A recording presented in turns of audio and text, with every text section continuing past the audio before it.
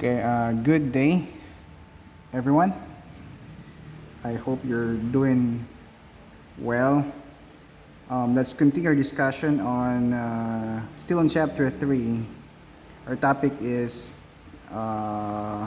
equilibrium of particles. That's the title of chapter 3. But the first part is equilibrium of particles in two dimensions. So we've dealt with forces, concurrent coplanar forces in two dimensions. Now let's deal with equation or equilibrium of particles in third dimension. That means we have an additional axis, which is the z axis. Okay. So same pa rin yung principle. The principle is that for a particle to be in equilibrium, all the summation of forces, of all forces, should be equal to 0. Okay?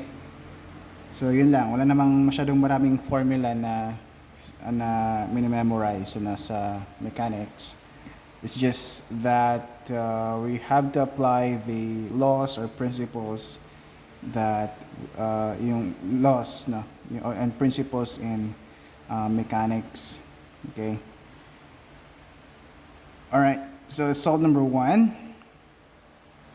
The particle shown is in equilibrium, of course, under the action of the four forces on the free body diagram. So basically, this is the free body diagram. Determine the magnitude and the coordinate direction angles of the unknown force 4. So we have F1, F2, F3, and the unknown force F4. So what is F4 for the particle to be in equilibrium? Okay? So first, we need to know, again, just like what we have been doing dun sa first part ng chapter 3, equilibrium in two dimensions. First, we need to know the components of each force along the 3 axes. Okay, let's start with F1. So F1 X, we need to know F1X, F1Y, and then F1Z. To solve this, convert natin yung F1 into equivalent components, and F1 lies along XY plane. And so which means it has no Z component. Right? So wala siyang Z component. Given yung distances natin dito, so slope ng force natin. So this is 4, no, I think that's 3. This is 4, 3 of this is 5, a special triangle natin. Okay? Ayan. So what is F1X? That's equivalent to, so tignan nyo lang natin yung parallel na side ng right triangle along X, that's 4 over 5. F1, that's 120. Okay. And then, what is F1X? F1X is 96. And F1X is directed along the positive x-axis. So that's a positive 96 pounds yung F1X natin. And then F1Y is equal to, so we have 3 over 5. It's 120. F1Y, nandito siya. Negative Y. So it's negative 72 pounds. Alright, so this is F1X, F1Y. So we're done with F1. So wala siyang Z component because F1 lies along the XY plane. Now next, F2 naman. So F2 lies at the z-axis downward siya. So ibig sabihin wala siyang x and y components.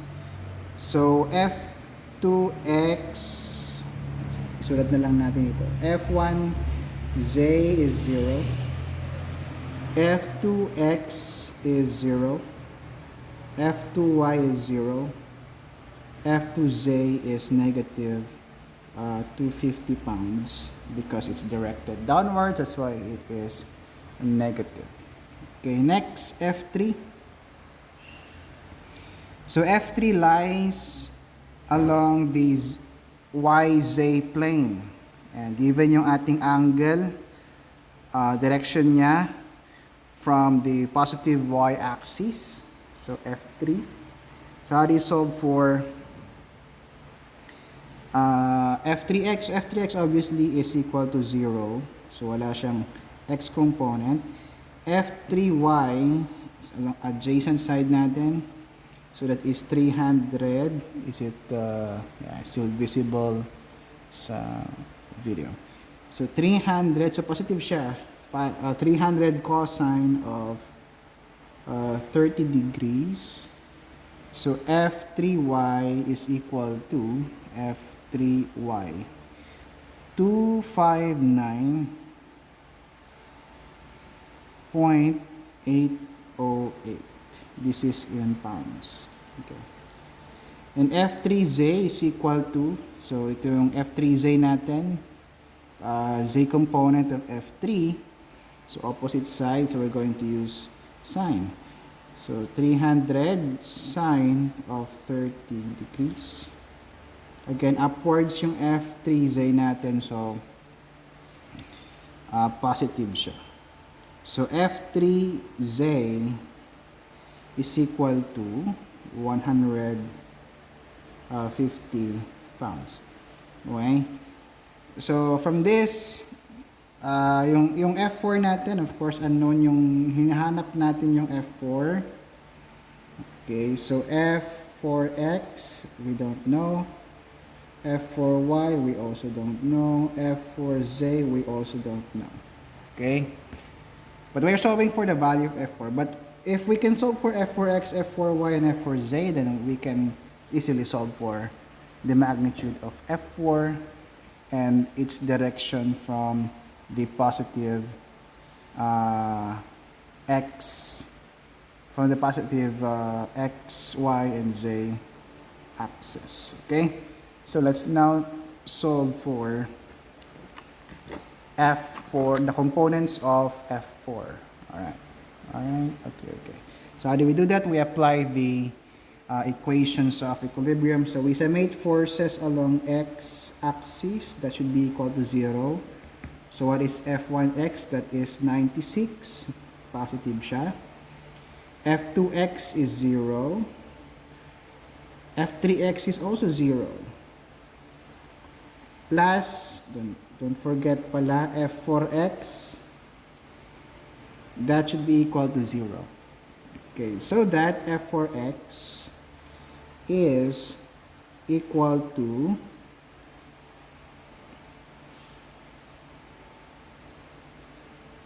so what is F4x?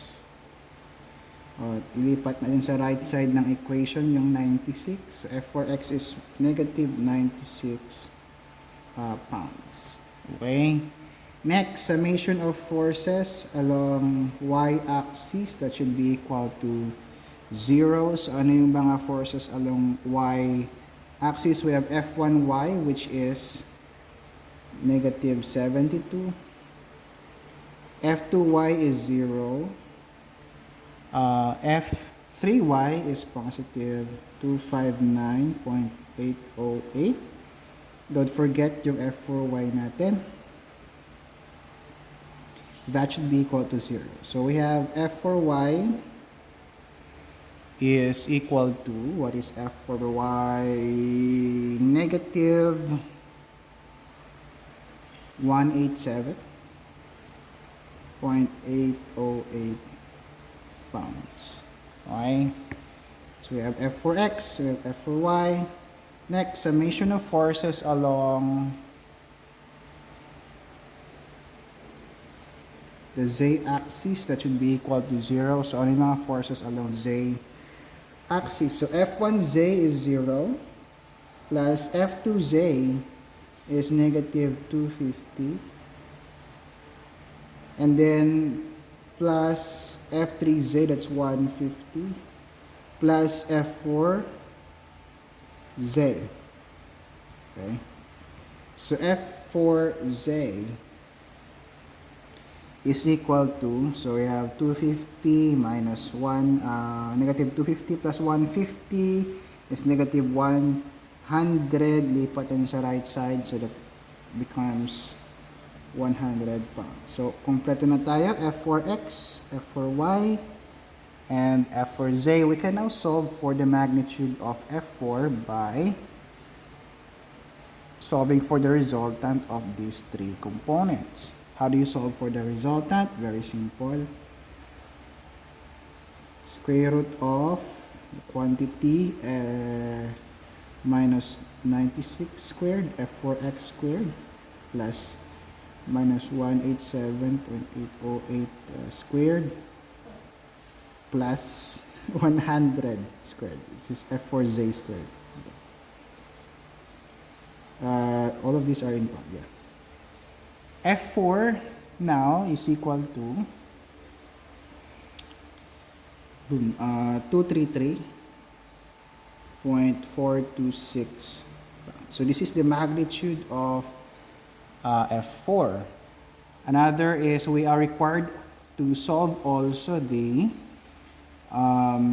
direction of F4 from positive X, Y, and Z axis. Yun yung direction angles or direction cosines of the force. So we have discussed this before in the previous chapter. So how do you solve for the theta x, the direction of F4 from the positive X axis?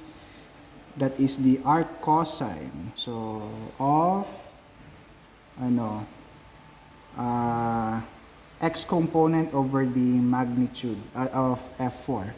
So X component natin, so since X yan, look for F4X. That's negative 96 over yung magnitude natin na 233.426. So theta X is 114.28 degrees. Okay. Ayan. Then theta Y is equal to the arc cosine of, look for F4Y, I should say, minus 187.808 all over the magnitude of F4.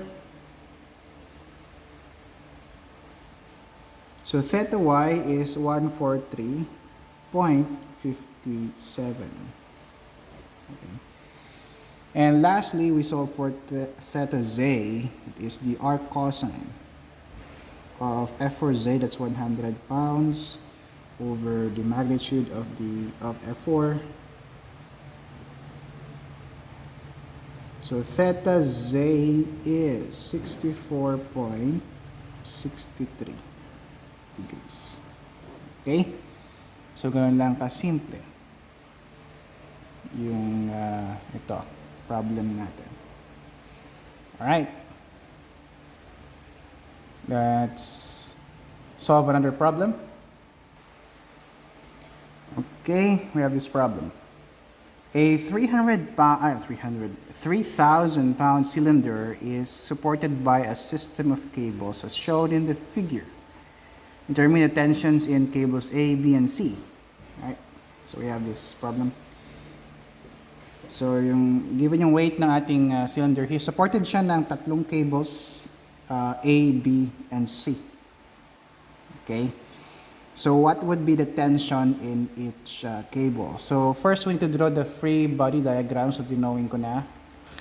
Or, kinuha ko na yung figure natin. Nasa module to. So, para hindi ako mahirapan sa pag-drawing, kinopya ko na lang. Alright? So this would be our free body diagram. Ayan. So again, i-apply ulit natin yung equations of equilibrium to solve for the tension in each cable. Okay? So what we need to do is to express tensions in their Cartesian vector form. So sa first problem kanina, you can also do that. Ano? You can express the forces in Cartesian vector form and then apply the conditions of or the equations of equilibrium. Okay, you can do that, but sa first problem kasi given naman yung mga angles and slopes ng ating forces, so I think it would be easier for us to just directly solve for the components of the forces along the three axes. Now in this case kasi I think it would be more practical, or it would be easier if we convert now all tensions or all forces in their corresponding Cartesian vector form. Okay, so for that, the first thing we should do is to identify the coordinates of the line of action of the forces natin. So, ito, nasa origin naman yan. Okay? So, yung point A natin ay ano kaya yung coordinates ng point A. So, ano yung x coordinate ng point A? This x coordinate natin. So, 4, positive 4 siya. So, 4. Y coordinate is negative 3. And z upward siya. So, this is 6. Okay? And then, we also identify the coordinates of point B here. So, x coordinate, pag ganun, so this is negative 4. Y coordinate, pag ganun, so negative 6 ba? Yeah, 6. And then, z coordinate upwards, so that is 4. Okay, that's the coordinate of point B. Next, coordinates of point C natin, x coordinate 0, y coordinate so meron, that's 5 feet positive, z is wala din, so 0. Okay, so that's it. Those are the coordinates. Now we are ready na. I think we're ready to solve for or convert the forces into their equivalent Cartesian vector form. So let's start with TCA, TA, TB, TC. Start with TA na lang muna. So i-convert natin yung TA to Cartesian vector form. So by the way, cables are tension structures. So yung direction ng force natin palagi kapag cable yan ay palayo, pag ganun. Okay, kasi tension yan. So, ibig sabihin, kapag hinihila kasi yan ng weight, ang reaction ng cable natin, ihilain din niya pag ganon. So, that's why direction is always palayo, no? Ayan. For tension. Hindi naman pwede cables cannot resist compressive forces, no? Ayan. So, TA. So, again, review lang natin paano mag-convert, paano ba yung Cartesian vector form ng isang force. So, force is Fxi plus Fyj plus Fzk. So, Fx, Fy, Fz, those are the components of the force along the XYZ axis. Okay, next. Ayan, ito yung form natin, ano? Okay. And F is equal to yung magnitude ng F natin times yung unit vector. Ano ulit yung unit vector natin? That is the position vector R. Wala na yung isang ballpen ko. Parehas kasi na R eh. Position vector R divided by yung distance between the points where the force the force is acting, no? So, kasi yung usually naman yung line of action ng ating force is a line.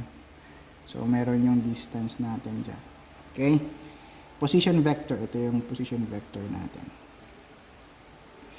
So with this, ito yung sundin nilang, idiretso na lang natin. So we have TA times position vector ng, saan na yung A na ayun? Ito, so pag ganun yung direction, head minus tail. So head minus tail. So 4 minus 0, so take note that is 0, 0, 0. Yan, yung coordinates dito sa may origin. 4 minus 0 is 4i. Okay, and then negative 3 minus 0. So head minus tail. Negative 3 minus 0 is negative 3j. And then 6 minus 0 is plus 6k divided by distance between these 2 points. So, Pythagorean theorem. We have 4 squared, square root of the quantity 4 squared, plus minus 3 squared, plus 6 squared. Okay. So, yan na. So, the Cartesian vector form of TA is equal to, so TA times 4i divided by this value na lang. So diretso na lang natin sa calculators. Okay, so we will arrive, ganun lang yan So TA times 4i over distance, TA times itong 3j over distance, TA times 6 over distance. Okay, so the resulting value then, or the resulting Cartesian vector form of TA, in terms of TA, of course, since we are solving for TA, we don't know yet the value of TA. So 0.51512 TA I minus 0.384 TA J plus 0.768 TA K. Alright? Okay, I think we're good. Next, solve for the vector form of TB naman. T sub B. Okay. So we have TB. Sorry, bakit A yung sinulat ko? So again, head position vector natin, negative 4 minus 0, so that is minus 4i. Negative 6 minus 0, that is minus 6j. 4 minus 0 plus 4k. Divided by yung distance between the 2 points. Okay.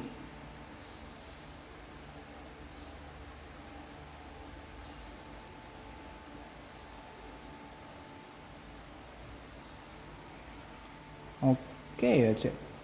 So again, the same procedure sa pag-solve natin ng T sub A. Bakit A yun? Sorry. Medyo bangag lang. So we have the Cartesian vector form of T sub B is, so minus 0.485 TBI minus 0.728 TBJ plus 0.485 TBK. Okay? So, yun na. Last, yung ating T sub C. Convert natin sa Cartesian vector form. We have TC times head minus tail natin, 0, minus 0, 0i, 5 minus 0, plus 5j, 0 minus 0, plus 5 tuloy 0. Okay. Distance natin, square root of the quantity, 0 squared plus 5 squared plus 0 squared. Okay, so we have T sub Z, TC is equal to, ano yung kwan natin? So, 0, ang meron lang tayo ay ito lang. So, that is 5 over, so wala tayong I, wala tayong K, meron tayong J. 5 over square root of 5 squared. So, 5 over 5 yan. So, that's TC J. So 1 yun na, yung value na. Okay? And don't forget of course yung weight natin. Yung weight natin ay nandyan lang naman, nasa along Z axis. So ibig sabihin meron lang siyang Z component. Ganoon din sa TC kanina na siya.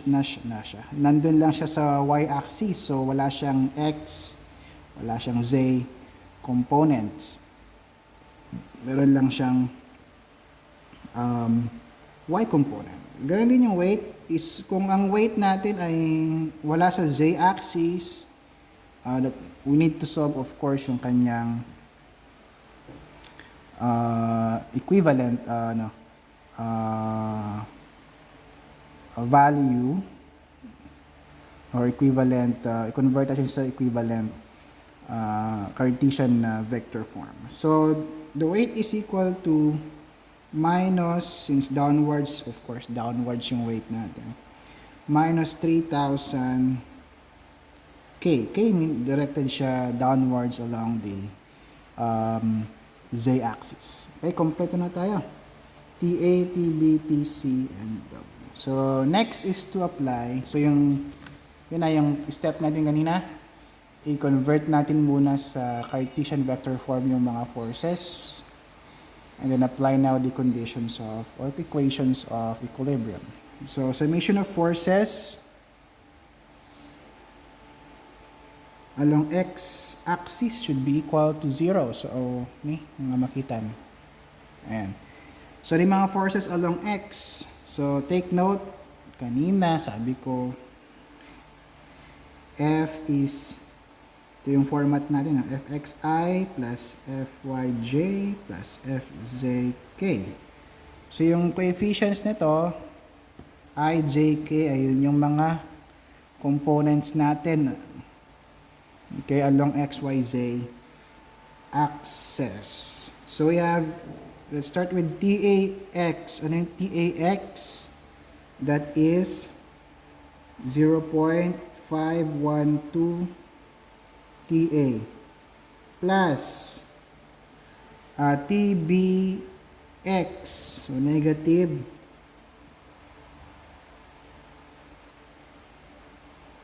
0.485 TB plus FZ. TC, walang Z component. Okay? Walang X component, I should say. Weight, wala ding X component. So, hanggang dyan na lang. Equals 0 na natin. Okay? So, this would be our first equation. Next, summation of forces along y-axis is equal to 0. So, lahat ng y component. Ano yung y component? Yun yung sa may j. Okay, so we have minus TAY natin is 0, negative 0.384 TA plus TBY is negative 0.728 TB. And then, ito, TCY, meron. So, plus TC. WY, wala. So, that's the end of it. So, this is our second equation. Alright.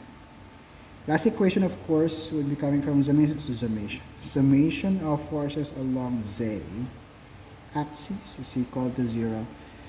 So, we have TA, meron siyang Z component, 0.768 PA. Meron din sa B, so plus 0.485 TB. Sa TC, wala.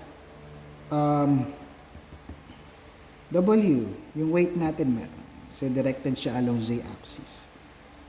So, minus 3,000 equals 0. So, this would be our third equation. So, pansin nyo, meron tayong 3 equations, 3 unknowns.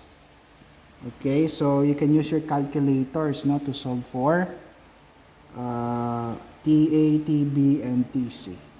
Or you may do it manually, but I'm allowing you to use your calculators naman to solve simultaneously these uh, tensions or values of tensions. Okay? So, ano na ang ating T sub A?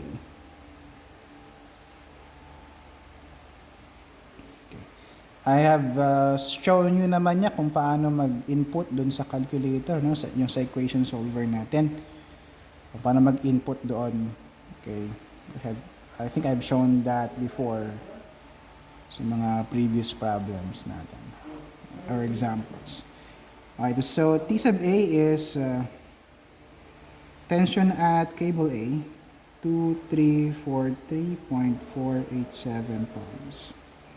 T sub B, 2474.643 pounds. And then tension at C is 2701.439 pounds. So this will be the answer for this particular problem. Okay? So that's it. We'll have another example sa next video.